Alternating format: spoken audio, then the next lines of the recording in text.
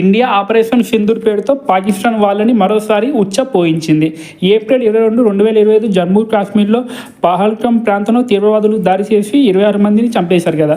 దీని వెనుక పాకిస్తాన్కు చెందిన లష్కర్ తోయిబా, జైషే మొహమ్మద్ వంటి తీవ్రవాది సంస్థలు ఉన్నట్లు తేలింది. దీనికి ప్రతీకారంగా మే 7 ఉదయం 3:30 ఆపరేషన్ సింధూర్ ప్రారంభమై 4:45 ముగిసింది. అంటే దాదాపు 75 నిమిషాల్లో ఇండియన్ ఆర్మీ దాడి పూర్తి చేసింది అన్నమాట. ఈ సమయంలో భారత వైమానిక దళం మొదటి దాడులు చేసింది. ఈ దాడులు చేసే సమయంలో చీకటి అడ్డు రాకుండా డ్రోన్లు, ఫైబర్ జెట్లు వాడుతూ ఇండియన్ ఆర్మీ దాడి చేసింది. మొత్తం 9 టార్గెట్లను ఎంచుకొని వాటి అన్నిటిపైన ఇండియన్ ఆర్మీ ఒకేసారి దాడి చేసింది.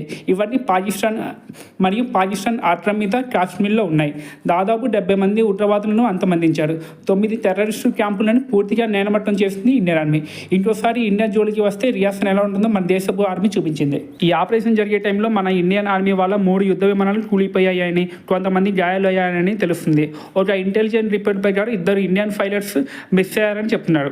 హోప్ గాయపడిన వాళ్ళందరూ త్వరగా కోరుకోవాలని, మిస్ అయిన వాళ్ళు క్షేమంగా ఉండాలని కోరుకుందాం. మనం భారతదేశం జోలికి వస్తే ఎలాంటి వారినైనా వదిలిపెట్టమని చెప్తున్నాం. మన భారత సైన్యానికి ఒక లైక్ కొట్టి వందనాలు చెప్పండి.